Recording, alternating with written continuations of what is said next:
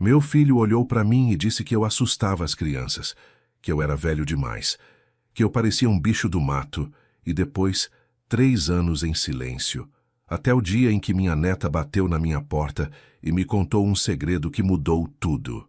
Meu nome é Eustáquio Mendonça Brito. Tenho 73 anos e nasci aqui em Pedra Azul, uma cidadezinha pequena no Vale do Jequitinhonha, lá no nordeste de Minas Gerais. Quem conhece essa região sabe que é terra de gente sofrida, de sol quente, de chuva que demora a chegar. Mas também é terra de gente de fibra, de coração grande, de palavra que vale mais que contrato assinado. Foi aqui que eu passei a vida inteira. Fui pedreiro por mais de 50 anos, levantei casa para metade dessa cidade, carreguei saco de cimento nas costas até os ossos doerem, subi em andaime com o sol torrando a cabeça. Casei com uma mulher que valia ouro, criei 3 filhos com o suor do meu rosto e achei que tinha feito tudo certo na vida.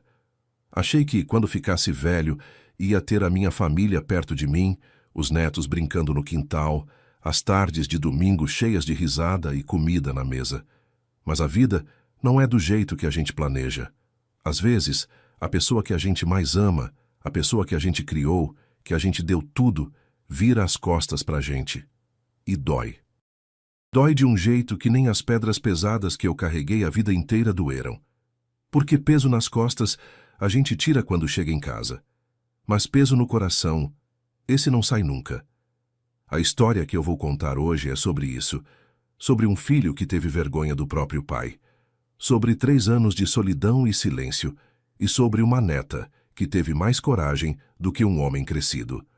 Antes de eu continuar com minha história, deixa eu fazer um pedido para você que está me ouvindo. Se você está gostando desse relato, clica no like aí embaixo e se inscreve no canal Voz do Vovô. Deixa nos comentários de onde você está assistindo e que horas são agora. Pode parecer bobeira, mas quando eu vejo que tem gente do Brasil inteiro me escutando, meu coração fica quentinho. Todo dia tem história nova aqui, e cada uma delas é real, é vivida, é sangrada. Eu agradeço de coração por você estar aqui comigo. Agora vamos seguir, porque o que eu tenho para contar é grande e vai precisar de paciência. Eu conheci a Nazaré numa feira de gado em 1977. Ela tinha acabado de fazer 19 anos, era filha de um tropeiro de Jequitinhonha, uma cidadezinha aqui perto. Ela estava vendendo queijo e doce de leite que a mãe dela fazia. E eu estava ali com uns amigos olhando as mulas, conversando sobre preço de bezerro.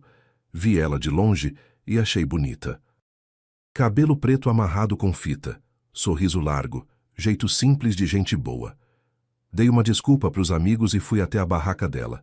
Comprei 3 queijos, 2 potes de doce e ainda pedi para ela me explicar como que fazia o doce, só para puxar conversa. Ela riu. Disse que eu não parecia tipo de homem que cozinhava. Eu disse que não era, mas que queria aprender. A gente conversou mais de 1 hora. Quando a feira acabou, eu pedi para levar ela em casa. Ela aceitou. E 3 meses depois a gente estava casado na igreja matriz de Pedra Azul, com toda a cidade assistindo. Naquele tempo era assim. Quando 2 corações batiam no mesmo compasso, não tinha motivo para ficar enrolando. Eu nasci em 1952, num tempo em que Pedra Azul era ainda menor do que é hoje. Meu pai, Sebastião Mendonça, era tropeiro também, igual o pai da Nazaré. Ele transportava mercadoria de Teófilo Otoni para cá, e daqui para outras cidadezinhas do interior. Carga nas costas de burro, estrada de terra, sol ou chuva. Minha mãe, Dona Terezinha, era lavadeira. Ela pegava a roupa das famílias ricas da cidade, lavava no rio, passava com ferro à brasa e devolvia tudo cheiroso e engomado. A gente era pobre, mas não passava fome. Tinha feijão no fogão todo dia, tinha farinha, tinha rapadura e tinha amor. Minha mãe cantava enquanto lavava roupa. Meu pai voltava das viagens e trazia presente. Uma fruta diferente, um pedaço de tecido, uma vez um passarinho numa gaiola que ele tinha comprado de um índio. Eu cresci vendo os 2 trabalharem até as mãos ficarem calejadas, até as costas doerem, mas nunca reclamando. Eles diziam que trabalho dignifica o homem, e eu aprendi isso desde cedo. Quando eu tinha 12 anos, comecei a ajudar um pedreiro aqui da cidade, o seu Joaquim Batista. Ele precisava de alguém para carregar as ferramentas, misturar massa, subir no telhado para passar telha. Eu fazia tudo isso. Ganhava pouco, mas ganhava.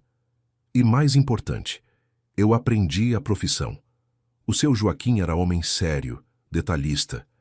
Ele me ensinou que parede torta não sustenta telhado, que massa fraca racha depois de 3 anos, que prumo e nível são mais importantes do que pressa. Eu aprendi. E quando eu tinha 20 anos, eu já era pedreiro formado. Não no papel, porque eu nunca estudei em escola de construção, mas formado na prática, que é o que vale.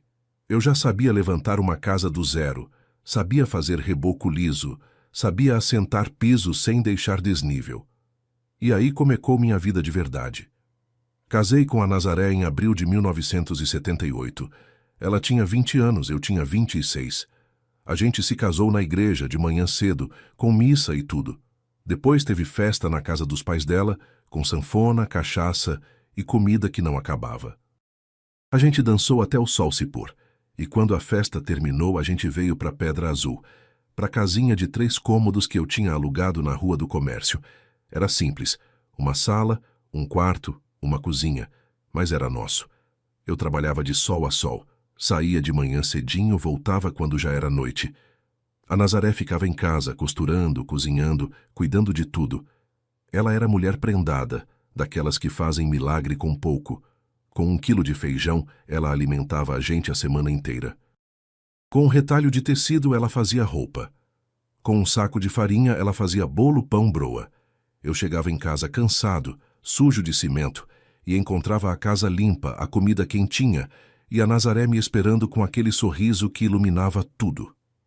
2 anos depois de casado, em setembro de 1980, nasceu o Valdomiro. Foi parto difícil, a Nazaré sofreu, mas quando eu vi aquele menino chorando nos braços dela, eu senti que minha vida tinha ganhado um sentido novo. Eu não era mais só o Eustáquio pedreiro. Eu era pai. E ser pai para mim significava dar para o meu filho tudo aquilo que eu não tive. Escola boa, roupa limpa, comida farta, futuro. Eu prometi para mim mesmo naquele dia que meu filho não ia ser pedreiro. Ele ia estudar, ia ter profissão de doutor, ia ser alguém na vida. 3 anos depois, em junho de 1983, nasceu a Lucicreide, mais uma menina linda, de olhos claros como a mãe. E em março de 1987 veio o Iranildo, o caçula. A casa tinha ficado pequena para 5 pessoas, então eu comprei um terreno ali perto na rua São João e eu mesmo construí nossa casa nova. Levantei tijolo por tijolo, nos finais de semana, depois do trabalho. A Nazaré me ajudava, misturando massa, limpando o chão, carregando água. Os meninos pequenos ficavam brincando no quintal enquanto a gente trabalhava. Levou 2 anos para ficar pronta, mas ficou. 4 quartos, sala grande, cozinha espaçosa, quintal com árvore de manga e pé de limão. Era a casa dos meus sonhos, e era minha, paga com o suor do meu rosto sem dever 1 centavo para banco. Os 3 filhos estudaram. Eu fazia questão.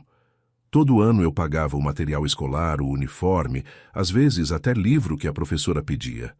A Nazaré acompanhava os deveres de casa, ia nas reuniões da escola, conversava com os professores. O Valdomiro sempre foi o mais dedicado. Tirava nota boa, ganhava elogio, participava de feira de ciências. Quando ele terminou o ensino médio em 1998, ele disse que queria fazer faculdade de Direito. Eu quase caí para trás. Faculdade era coisa cara, coisa de gente rica. Mas eu tinha prometido que meu filho ia ter futuro, então eu disse que sim. Ele passou no vestibular da faculdade de Teófilo Otoni. Não era federal, era particular, mas era boa. Eu paguei a mensalidade. Todo mês, durante 5 anos, eu tirava dinheiro do que eu ganhava e pagava aquele carnê. Teve mês que eu fiquei sem comprar carne, sem comprar roupa nova, sem fazer nada de lazer, só para garantir que a mensalidade estava paga. A Nazaré entendia. Ela nunca reclamou. Ela dizia que o sacrifício ia valer a pena. E parecia que ia. O Valdomiro se formou em 2003. fez a festa de formatura, pôs o anel, tirou foto de Beca. Eu chorei vendo aquilo. Meu filho, advogado, filho de pedreiro, neto de tropeiro, advogado formado. Parecia milagre. A Lucicreide seguiu caminho parecido. Fez magistério, virou professora, casou com o Jerônimo, um rapaz daqui de Pedra Azul, mecânico de moto. Gente simples, trabalhadora, igual a gente. Eles construíram uma casinha ali perto da minha, e a Lucicreide começou a dar aula na escola municipal. O Iranildo foi diferente. Ele não gostava muito de estudar, era mais inquieto, mais aventureiro. Quando terminou o ensino médio, em 2005, ele arrumou um emprego num frigorífico em Cascavel, no Paraná. Disse que ia ganhar bem, que ia mandar dinheiro pra gente. E foi embora. A Nazaré chorou quando ele foi. Eu também chorei, mas escondi. Filho homem não pode ver pai chorando, senão acha que o pai é fraco. Mas foi em 2005 que minha vida virou do avesso. A Nazaré começou a tossir muito, tosse seca que não passava. Eu achei que era gripe, frio da época, essas coisas, mas a tosse piorou. Ela começou a ter febre, a perder peso, a ficar fraca. Levei ela no posto de saúde. O médico disse que era pneumonia, passou remédio, mandou ela descansar. Mas não melhorou. A febre subia toda noite. A Nazaré começou a delirar, a não reconhecer a gente.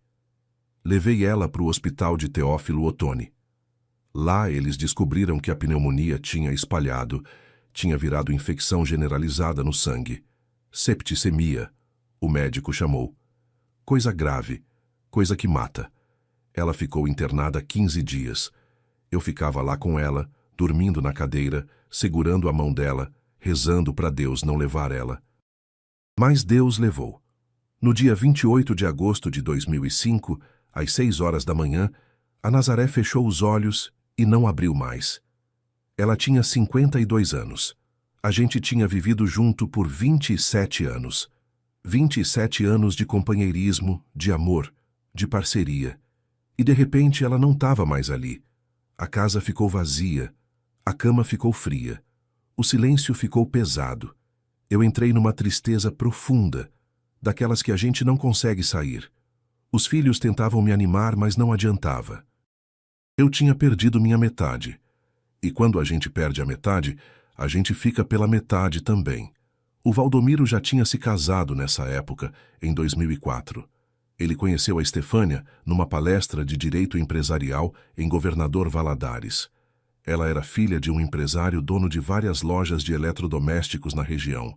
Família rica, bem de vida, com casa grande, carro importado, viagem para fora do país. Eu conheci ela no dia do casamento. Mulher bonita, bem vestida, mas com um jeito frio, distante. Ela mal falou comigo. Cumprimentou com a ponta dos dedos, forçou um sorriso e foi conversar com outras pessoas. Eu achei estranho, mas não dei muita bola. Cada um tem seu jeito. O casamento foi grande, foi caro. Foi num salão chique de Valadares. Eu fui de terno emprestado do Jerônimo, porque eu não tinha terno próprio. A Nazaré foi de vestido novo que a Lucicreide tinha comprado para ela. A gente sentou numa mesa lá no canto, longe da mesa principal, longe dos convidados importantes. A gente comeu em silêncio, vendo os outros dançarem, rirem, beberem champanhe. Quando a festa acabou, a Nazaré disse: Eustáquio, eu acho que essa moça não gosta da gente. Eu disse: bobagem, mulher, é só jeito de gente da cidade grande. Mas no fundo, eu senti a mesma coisa. Depois que a Nazaré morreu, o Valdomiro começou a vir menos aqui em Pedra Azul. Antes ele vinha todo mês, trazia os netos, ficava uns dias. Depois da morte da mãe, as visitas foram ficando mais raras. De todo mês, passou para a cada 3 meses, depois a cada 6. Quando ele vinha, ficava pouco tempo. Chegava, almoçava, conversava meia hora e já ia embora. Sempre com pressa, sempre com desculpa de trabalho, de compromisso, de audiência. Os netos vinham também, mas eu percebia que a Estefânia não gostava. Ela ficava no carro, nunca entrava na minha casa. Quando as crianças desciam para me ver, ela buzinava depois de meia hora apressando. Eu fingia que não via, mas via. A Lavínia, que era a mais velha, adorava vir. Ela brincava no quintal, subia na mangueira, pedia para eu contar história de quando o pai dela era criança. O Heitor gostava de pescar no córrego ali perto. A Valentina ficava no meu colo, quietinha, ouvindo eu falar. Aquelas visitas eram a minha alegria, mas eu sentia que não iam durar. Tinha uma coisa no ar, uma coisa que eu não sabia explicar, mas que me deixava com um aperto no peito. E eu estava certo. Em 2018, o Valdomiro foi eleito vereador de Governador Valadares. Ele tinha entrado na política 2 anos antes, filiado num partido que eu nem lembro o nome.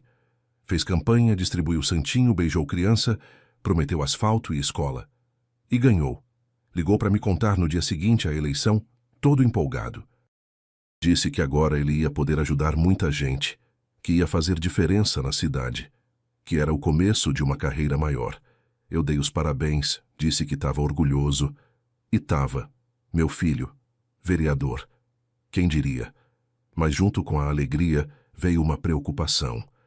Eu sabia que política muda as pessoas. Já tinha visto isso acontecer com outros. Gente simples que entrava na Câmara e saía de lá achando que era melhor que os outros.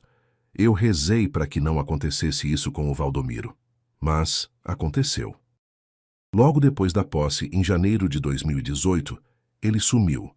Parou de ligar, parou de mandar mensagem, parou de visitar. Eu ligava para ele, caía na caixa postal.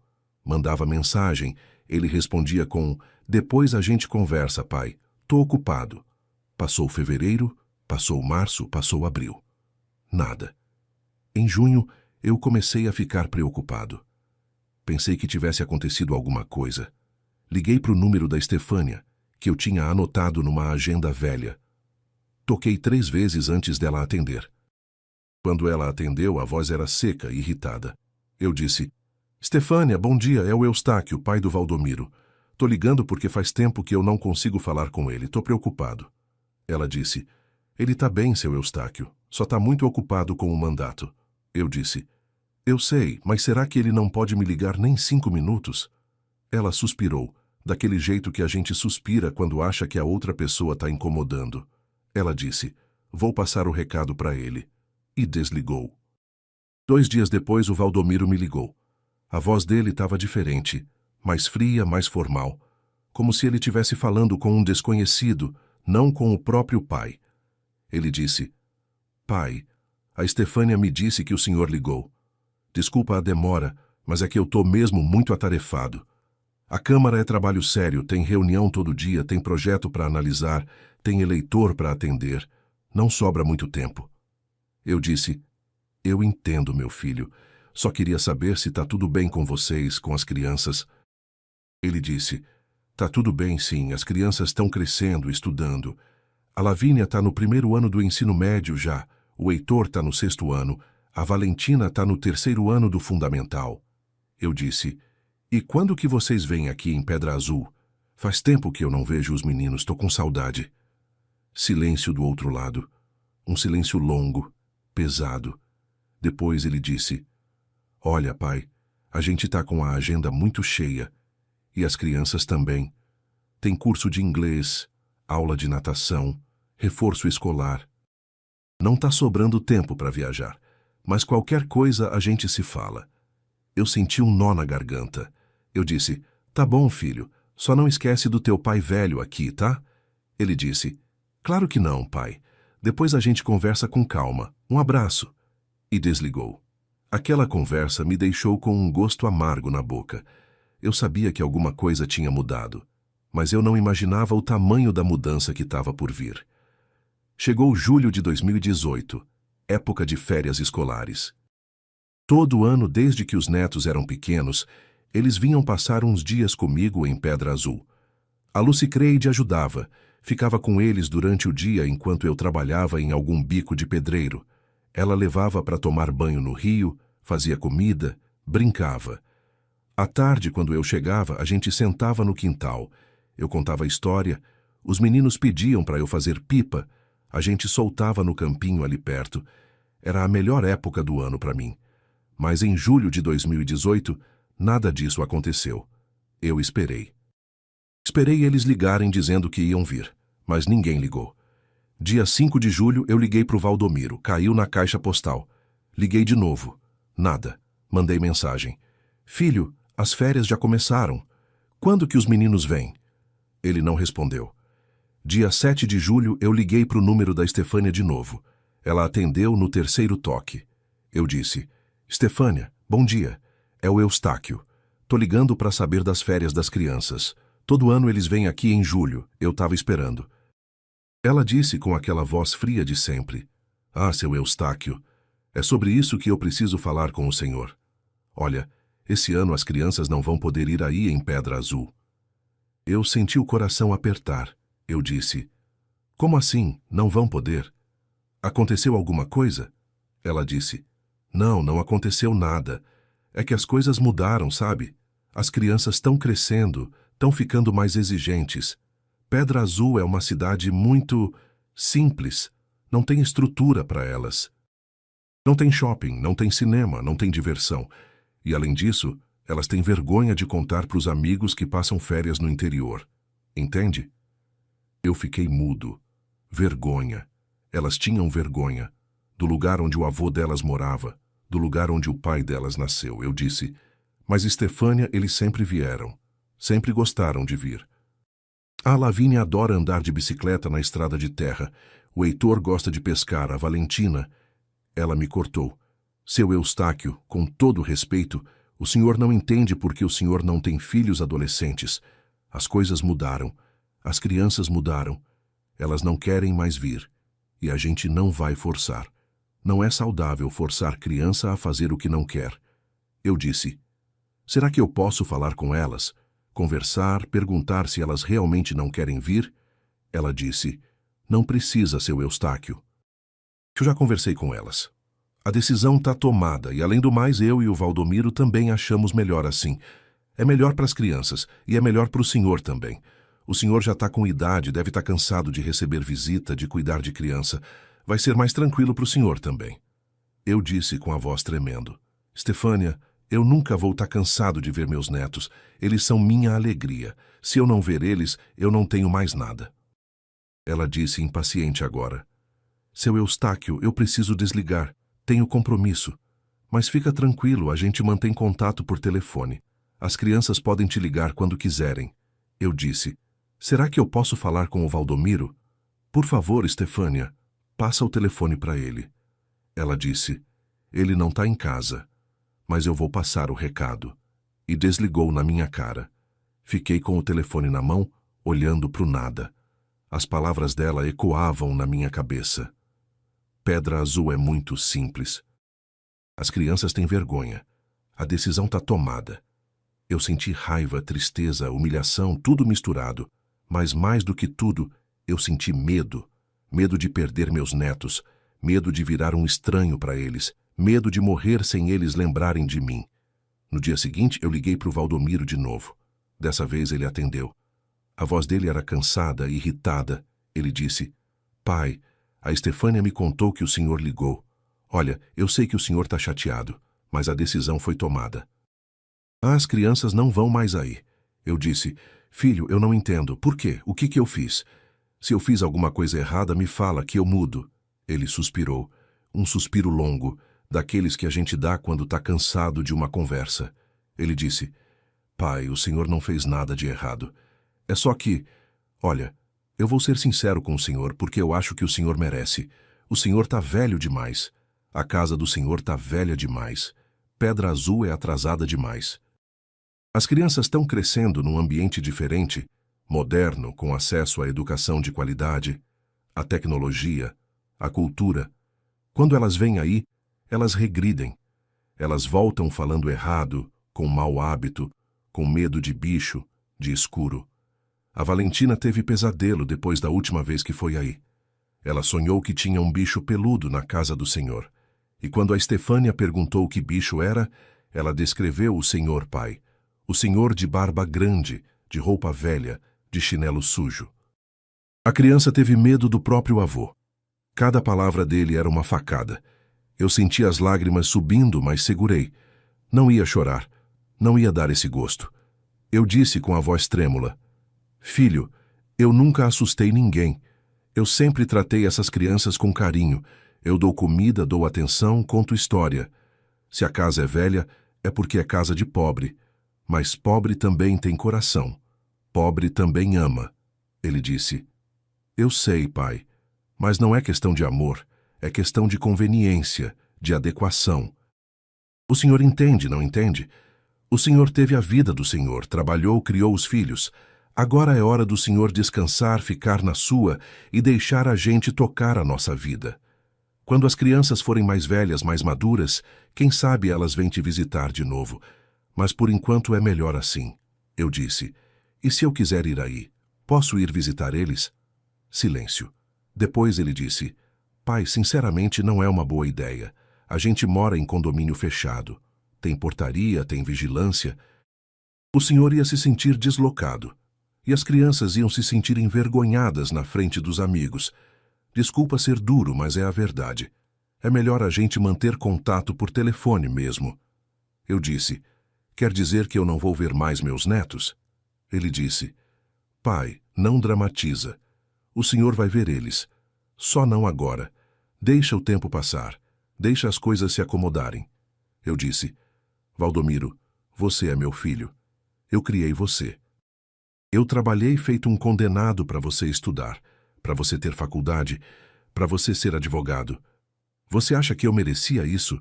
Ser tratado como se eu fosse um estorvo? Como se eu fosse uma vergonha? Ele disse com a voz dura: Pai, eu agradeço tudo que o senhor fez. Mas eu não tenho obrigação de manter o senhor na minha vida para sempre, só porque o senhor pagou minha faculdade.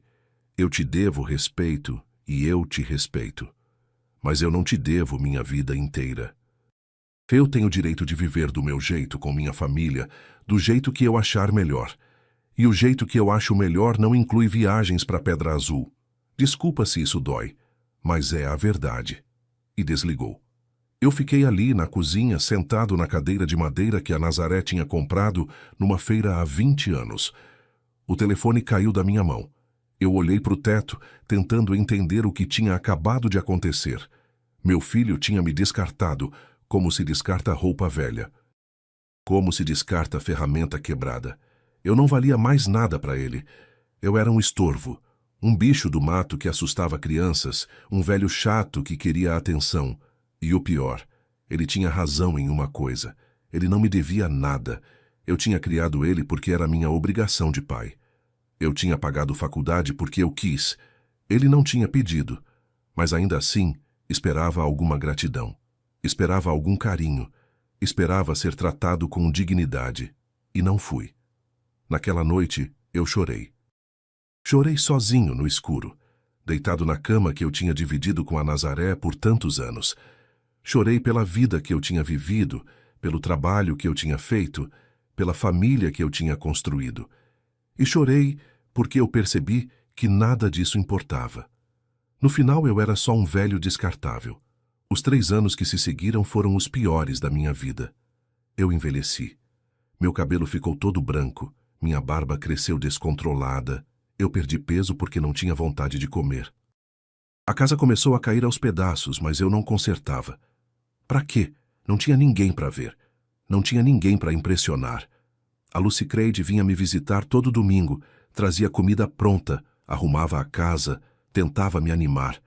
Mas eu não saía daquela tristeza. O Iranildo ligava do Paraná toda semana, perguntava como eu estava, oferecia ajuda. Mas não era a mesma coisa. Eu queria os netos do Valdomiro. Eu queria a Lavínia, o Heitor, a Valentina. Eu queria ser avô deles também. Mas eu tinha sido proibido. Teve noite que eu pensei em morrer. Deitava na cama e pedia para Deus me levar. Achava que não tinha mais motivo para ficar aqui. Achava que eu só estava ocupando espaço. Mas Deus não me levou. Ele tinha outros planos. Em maio de 2021, tudo mudou. Era uma quinta-feira, por volta das 3 da tarde. Eu estava sentado na varanda, olhando a rua vazia, quando eu vi um carro parando na frente da minha casa.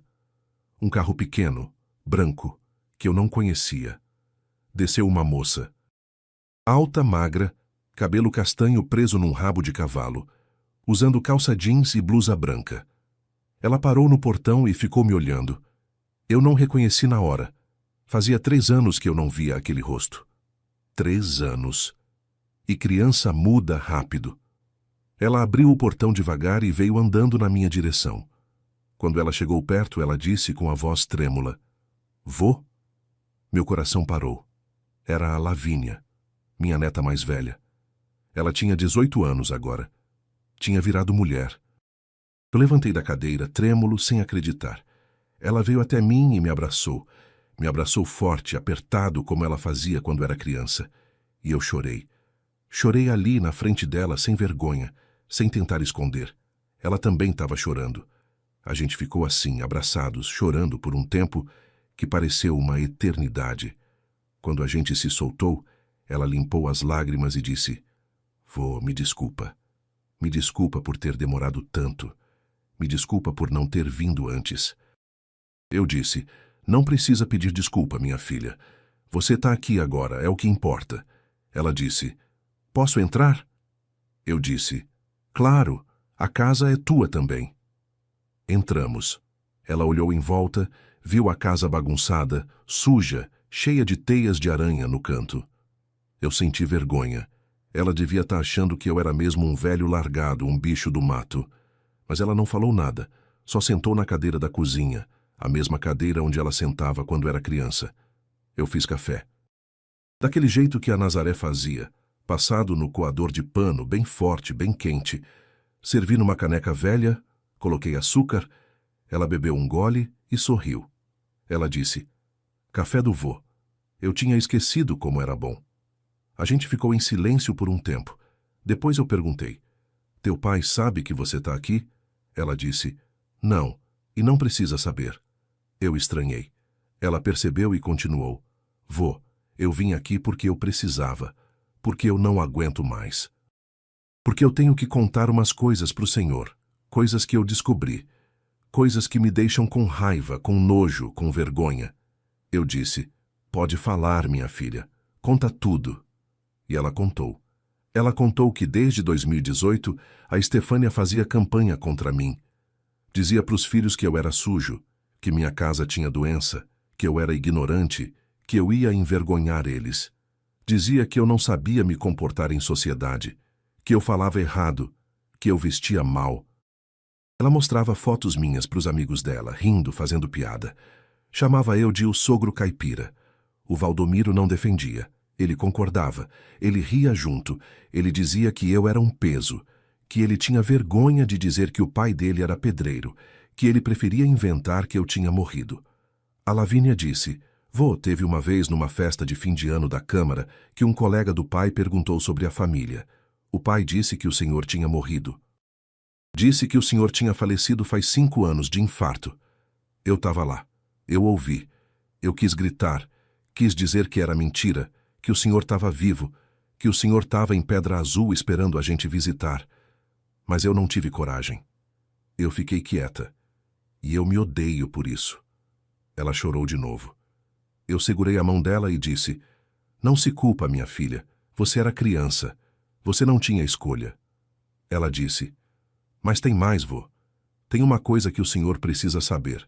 Uma coisa grave." Eu esperei. Ela respirou fundo e continuou: "O terreno que o senhor tem nos fundos da casa, aquele que era da vovó Nazaré, pai quer tomar. Ele está planejando interditar o senhor, dizer que o senhor está senil, que o senhor não tem mais condição de administrar os próprios bens. Ele já conversou com advogados, já está juntando papéis. Ele quer vender o terreno para um empresário que vai construir um posto de gasolina. Já está tudo acertado. Pai vai ganhar 400 mil reais com isso. E o senhor não vai receber nada." Eu gelei. Interditar. Meu filho queria me declarar incapaz. Queria tirar meus direitos.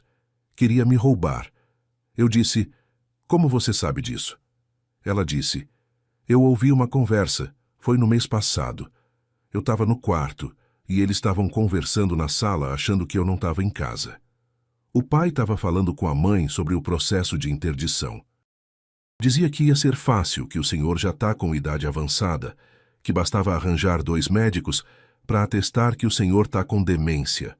Ele disse que já tinha os médicos, já tinha combinado tudo.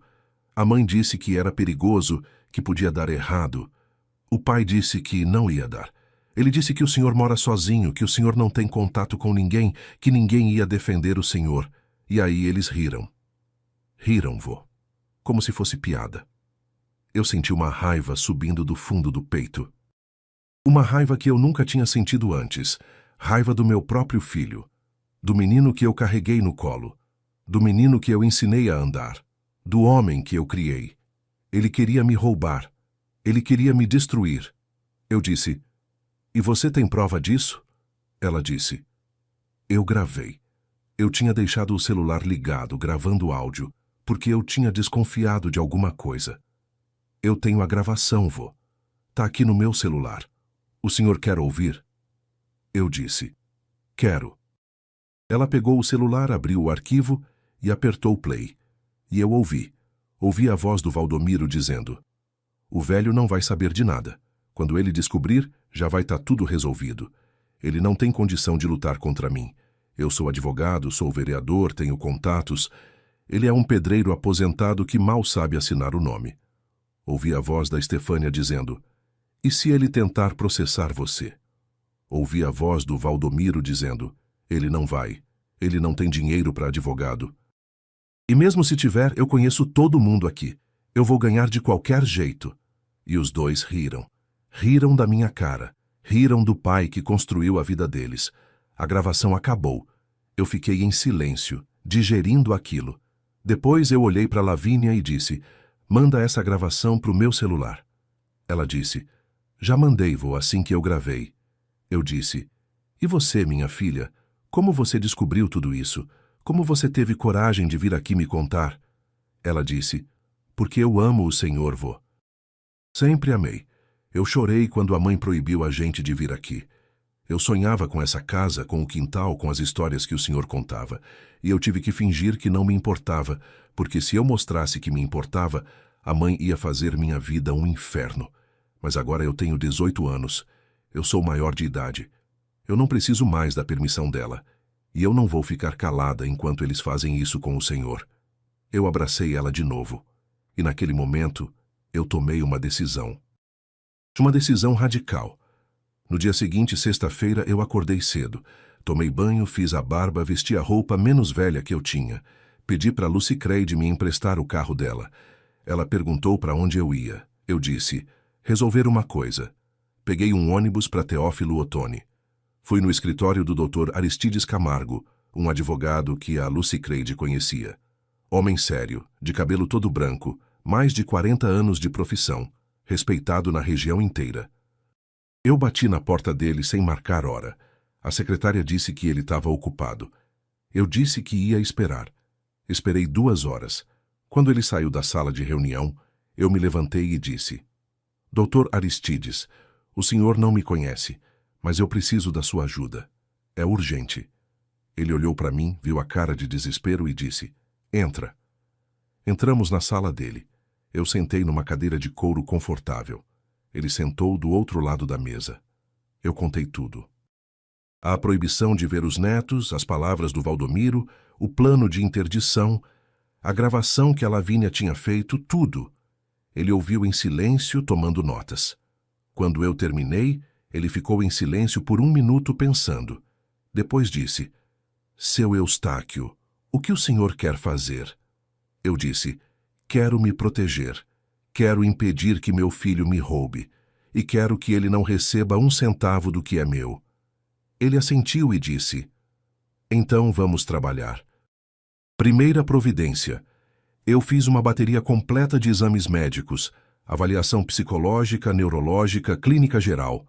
O Dr. Aristides me indicou 3 médicos diferentes, todos conceituados, todos de fora de Governador Valadares, para garantir que o Valdomiro não pudesse influenciar ninguém. Eu fiz todos os exames. Fiz teste de memória, teste de raciocínio lógico, teste de orientação temporal e espacial. Fiz tomografia da cabeça. Fiz exame de sangue para verificar função cerebral, tudo. E todos os laudos foram unânimes. Eu tinha plena capacidade mental. Eu era lúcido, orientado, capaz de tomar minhas próprias decisões.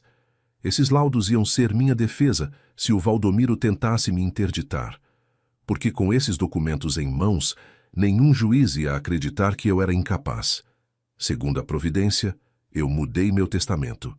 No antigo, que eu tinha feito logo depois que a Nazaré morreu, os 3 filhos dividiam tudo igualmente: a casa, o terreno, o dinheiro que eu tinha na poupança. Mas agora eu fiz diferente. O Dr. Aristides redigiu um testamento novo, detalhado, blindado. A casa ficaria para Lucy Creide, que sempre cuidou de mim, que nunca me abandonou, que sempre me tratou com carinho. O terreno dos fundos, aquele que o Valdomiro queria roubar, ficaria para Lavínia, minha neta corajosa que teve coragem de me avisar do perigo, que provou que sangue não é tudo, que amor de verdade não precisa de permissão. Pro Iranildo eu deixei uma quantia em dinheiro que eu tinha guardado. Não era muito, mas era algo. Ele merecia, porque era bom filho, porque ligava sempre, porque nunca me esqueceu. E pro Valdomiro? Pro Valdomiro eu deixei uma carta. Só uma carta. Uma carta que o Dr. Aristides redigiu, formal, fria, dizendo o motivo da deserdação. Dizendo que ele tinha me abandonado, que tinha me humilhado, que tinha planejado me roubar. Dizendo que ele não merecia nada. O testamento foi registrado em cartório, assinado por testemunhas, tudo dentro da lei. Terceira providência. O Dr. Aristides me orientou a juntar provas de todas as vezes que o Valdomiro tinha me desprezado. Eu peguei mensagens antigas, prints de conversas, gravações de ligações que eu tinha feito quando aprendi a gravar chamada no celular. E principalmente a gravação que a Lavínia tinha feito, que era a prova mais importante de todas. Prova de que meu filho planejava me interditar fraudulentamente. Prova de que ele queria me roubar. Com tudo isso em mãos, eu estava preparado. Se ele viesse com processo de interdição, eu tinha como me defender. Se ele tentasse contestar o testamento depois que eu morresse, minha família tinha como provar que a decisão foi lúcida e que ele não merecia nada. E aí veio o confronto. 2 semanas depois da minha ida a Teófilo Otoni, num sábado de manhã de junho de 2021, o Valdomiro apareceu em Pedra Azul. A Lavínia tinha me avisado. Ela tinha ouvido os pais planejando a viagem. Ele ia vir para começar a executar o plano de interdição. Ia trazer papel para eu assinar, ia tentar me convencer a fazer procuração, essas coisas. Ele chegou às 9 da manhã. Carro importado, preto, brilhando, terno cinza, gravata azul, sapato engraxado. Ele bateu na porta. Eu abri. Ele disse com aquela voz falsa de quem quer enganar: "Pai, bom dia, tudo bem? Eu vim aqui porque estava com saudade, fazia tempo que a gente não conversava direito." Eu disse, seco: "Entra." Ele entrou. Olhou em volta com aquela cara de nojo. Sentou no sofá. Eu sentei na cadeira, na frente dele. Ele disse: "Pai, eu vim aqui porque eu estou preocupado com o senhor. O senhor está morando sozinho. A casa está precisando de reforma. O senhor está envelhecendo. Eu acho que a gente precisa pensar no futuro. Pensar em como cuidar melhor do senhor." Eu fiquei em silêncio. Ele continuou: "Eu conversei com alguns colegas advogados, gente especializada em direito de família, e eles me orientaram que seria bom o senhor ter alguém para administrar as coisas. Alguém de confiança, da família. Alguém que possa cuidar das finanças, dos papéis, dessas coisas que o senhor não entende muito bem." Eu disse: "Você quer dizer que você quer administrar minhas coisas?" Ele hesitou. Depois disse: "É pro bem do senhor, pai. O senhor já está com 73 anos. Não é demérito nenhum precisar de ajuda." Eu levantei. Fui até o armário da cozinha. Peguei uma pasta que eu tinha preparado. Voltei para a sala. Joguei a pasta na mesa de centro, na frente dele. Eu disse: "Te abre." Ele abriu. Dentro tinha os 3 laudos médicos, todos dizendo que eu era perfeitamente capaz. Ele leu o primeiro, depois o segundo, depois o terceiro. O rosto dele foi mudando, foi ficando vermelho, tenso. Ele disse: O que é isso?"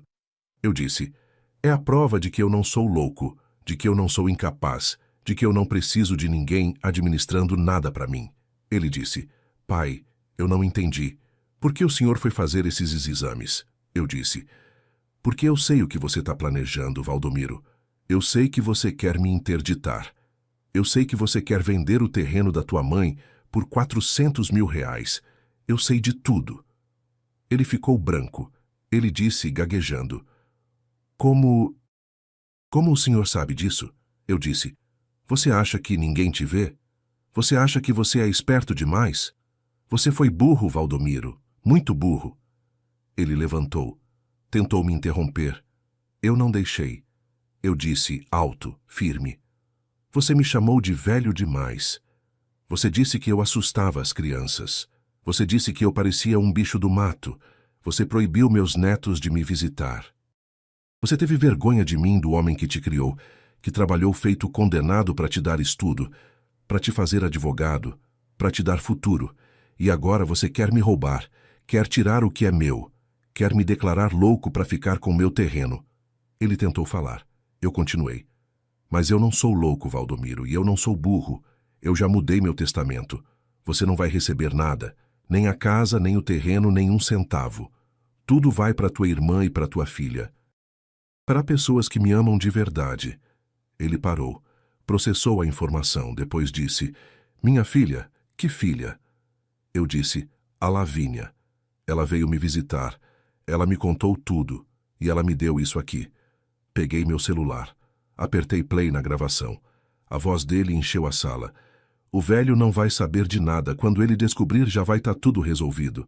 Ele ficou paralisado, ouviu a gravação até o final. Quando acabou, ele ficou em silêncio por um longo tempo. Depois disse com a voz trêmula, a Lavínia me gravou? Eu disse, ela te gravou, porque ela tem caráter, coisa que você perdeu em algum lugar do caminho.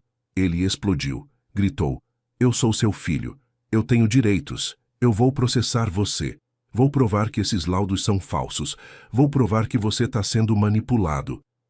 Eu disse calmo, vai, Valdomiro, vai na justiça. Mas eu te aviso uma coisa, eu já tenho advogado, eu já tenho provas, e eu não vou ter piedade de você. Ele disse, você vai se arrepender disso. Eu disse, não, quem vai se arrepender é você. Quando você ficar velho, quando você precisar dos seus filhos, você vai lembrar do que fez comigo, e aí você vai entender. Ele saiu, bateu a porta, cantou o pneu, foi embora. E eu fiquei ali na sala vazia, tremendo, mas de pé. O Valdomiro tentou me processar, como ele disse que ia.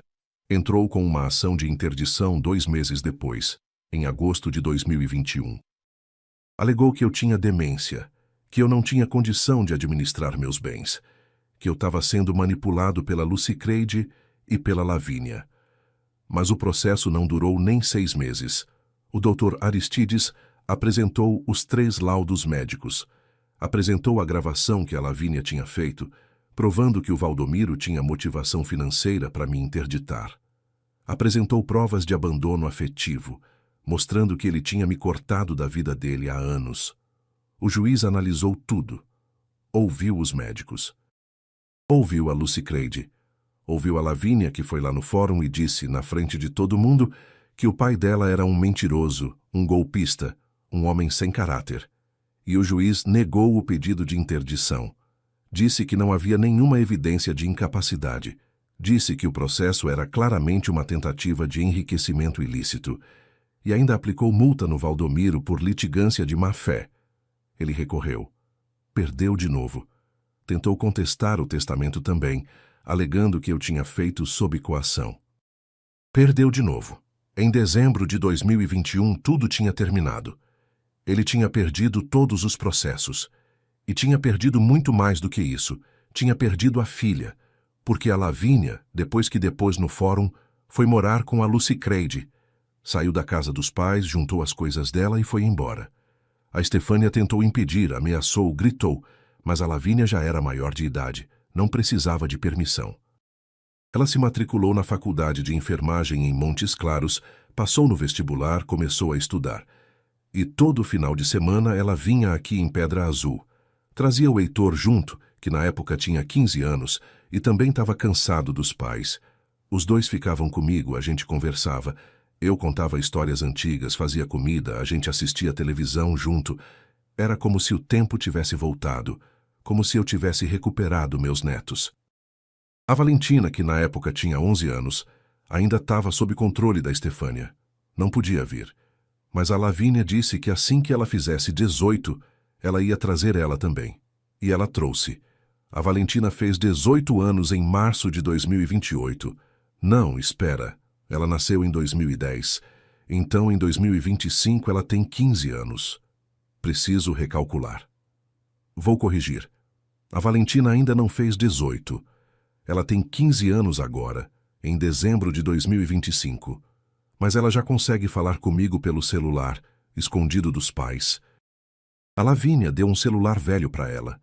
E toda semana ela me liga, me conta como está a escola, me conta os sonhos dela. Ela diz que quando fizer 18, em 2028, vai vir morar aqui também. Vai estudar em Teófilo Otoni, vai fazer faculdade de veterinária, porque ela gosta de bicho.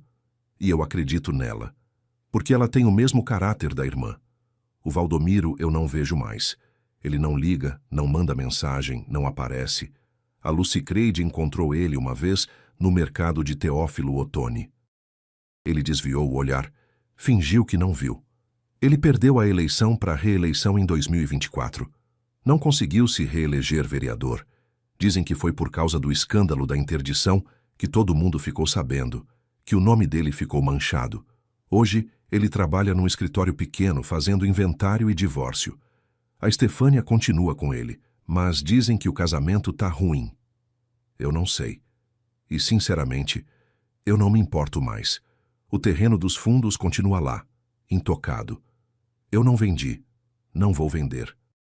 Quando eu morrer vai ser da Lavínia, como tá no testamento. Ela já me disse o que vai fazer com ele. Vai construir uma casa pequena, simples, e vai vir morar aqui quando se aposentar. Vai plantar verdura, vai criar galinha, vai viver do jeito que a bisavó dela, a Nazaré, gostava de viver. Ela diz que quer que os filhos dela conheçam Pedra Azul, que conheçam as raízes da família, que não tenham vergonha de onde vieram, e quando ela fala isso, eu choro. Choro de alegria porque eu sei que alguma coisa que eu plantei deu fruto, mesmo que não no filho, deu na neta. A minha casa eu reformei, com a ajuda da Lucicreide e do genro dela, o Jerônimo. Pintamos as paredes, consertamos o telhado, trocamos o piso da cozinha. Não ficou casa de rico, mas ficou digna, ficou limpa, ficou acolhedora. E agora, quando meus netos vêm, eles têm onde dormir, têm onde se sentir em casa. Hoje, em dezembro de 2025, eu tenho 73 anos. Meu cabelo é branco, minha barba é grande, minhas mãos são calejadas. Eu ainda pareço um bicho do mato para quem não me conhece, mas eu tenho minha dignidade. Tenho minha Lucicreide, que nunca me abandonou. Tenho meu Iranildo, que liga toda semana e manda dinheiro quando pode. Tenho minha Lavínia, meu Heitor e minha Valentina, que estão voltando para mim aos poucos. E tenho minha história. Uma história de sofrimento, de traição, mas também de resistência, de luta, de vitória. A Nazaré me dizia uma coisa lá no começo do nosso casamento. Ela dizia: Eustáquio, filho, é igual planta. Você pode regar, pode cuidar, pode dar sol, mas se a semente for ruim não adianta nada. Eu reguei, eu cuidei, eu dei sol, eu fiz tudo o que um pai deve fazer. Trabalhei, me sacrifiquei, paguei estudo, dei amor.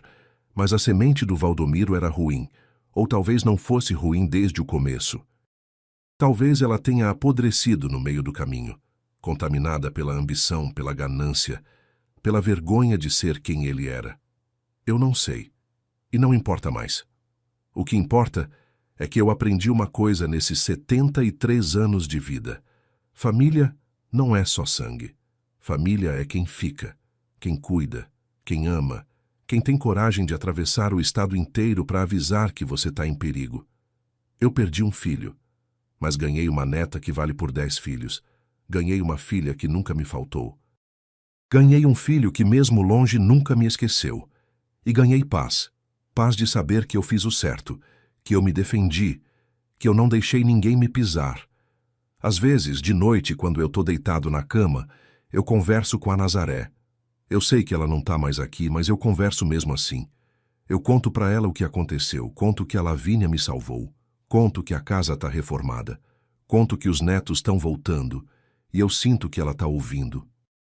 Eu sinto que ela está orgulhosa de mim, que ela está dizendo: bem feito, Eustáquio, você não deixou ninguém te destruir. Você é forte, você é digno, e eu agradeço por tudo, pelo tempo que a gente teve junto, pelos filhos que a gente criou, pela vida que a gente construiu. E agradeço também pelo que veio depois, pela dor que me fez mais forte, pela solidão que me ensinou o valor de quem fica, pela traição que me ensinou a me defender. Obrigado por me ouvir até aqui. Foi bom desabafar com você, contar essa história que estava guardada há tanto tempo. Se essa história te tocou de algum jeito, se você conhece alguém que está passando por coisa parecida, deixa teu like aí embaixo e se inscreve no canal Voz do Vovô. E quem ficou comigo até o final, comenta aí embaixo a palavra coragem. Porque foi isso que salvou minha vida. A coragem da Lavínia de me contar a verdade. A coragem da Lucy Creide de nunca me abandonar. E a minha própria coragem de lutar, mesmo achando que eu não tinha mais forças. Dá uma olhada também nas outras histórias do canal, tem 2 aparecendo aí na tela que você vai gostar. São histórias de gente como eu, gente que sofreu, mas que não desistiu. Um abraço apertado desse velho aqui, o Eustáquio Mendonça Brito, de Pedra Azul, Minas Gerais. E que Deus abençoe você e sua família.